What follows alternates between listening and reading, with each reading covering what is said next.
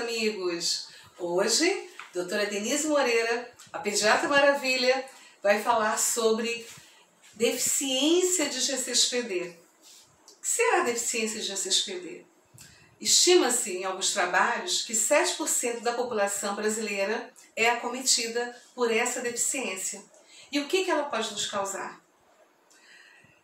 A deficiência de G6PD, como vocês veem aqui, leva uma anemia hemolítica. O que é hemolítica? É a destruição da hemácia. A anemia, numa forma geral, ela se caracteriza pela diminuição do número de hemácias. E no caso das pessoas que têm a deficiência de G6PD, esse número de hemácias é diminuído pela destruição dessas hemácias. E eu vou falar para vocês daqui a pouquinho sobre isso. Continuando, essa anemia ela é de caráter hereditário. Ela é ligada, esse gene dessa alteração dessa deficiência está ligado diretamente ao cromossoma X, né? E o que acontece?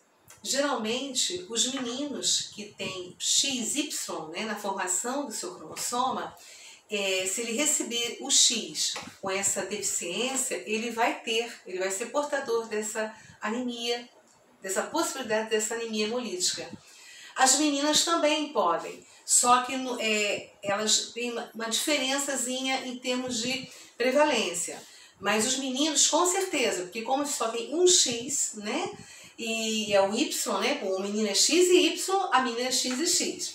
Então ela recebe o X da mamãe, e esse X com a alteração genética para deficiência de G6PD pode levar esse menino a uma anemia hemolítica e as meninas também, mas os meninos numa maior prevalência. A deficiência de glicose 6-fosfato desidrogenase leva a uma anemia hemolítica hereditária e que pode ter o diagnóstico no teste do pezinho. Por enquanto, no teste pezinho público, a gente ainda não tem essa investigação, Essa investigação é feita por enquanto ou no teste pezinho ampliado, feito nos laboratórios particulares, ou durante a vida daquela pessoa, se o profissional desconfiar que possa ter esse tipo de anemia, ele vai investigar, vai fazer a dosagem no sangue do G6PD. Essa anemia ela não tem nada a ver com deficiência de ferro. Ela tem a ver com uma deficiência de uma enzima, de uma substância, essa enzima, que protege a superfície da hemácia em relação a algumas situações, que a gente chama de oxidação. Essas situações podem fazer com que essa membrana dessa hemácia seja destruída, porque ela não tem essa enzima o suficiente para protegê-la. E isso fazendo com que haja essa anemia hemolítica, por destruição dessa hemácia, e diminuir o número de hemácias no sangue, levando uma anemia. Lembra que eu falei que a anemia, de uma maneira geral, ela se caracteriza pela diminuição das hemácias, dos glóbulos vermelhos do nosso sangue. E no caso da deficiência de G6PD, essa diminuição de glóbulos vermelhos é por conta dessa deficiência da enzima que protege essa hemácia com relação à oxidação, uma alteração química que ocorre no sangue, ok? Vou falar mais um pouquinho sobre isso. E o que pode levar à oxidação desse sangue? Infecções, sejam virais, bacterianas, alguns medicamentos, algumas medicações que são oferecidas para essa pessoa, o estresse, enfim, várias situações que podem levar a uma alteração no sangue, colocando essa hemácia vulnerável a se romper.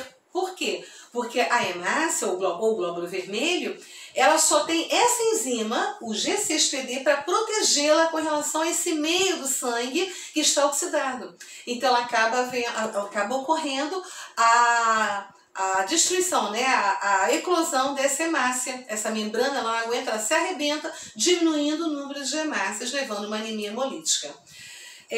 Quais são os sinais e sintomas que essa pessoa pode apresentar?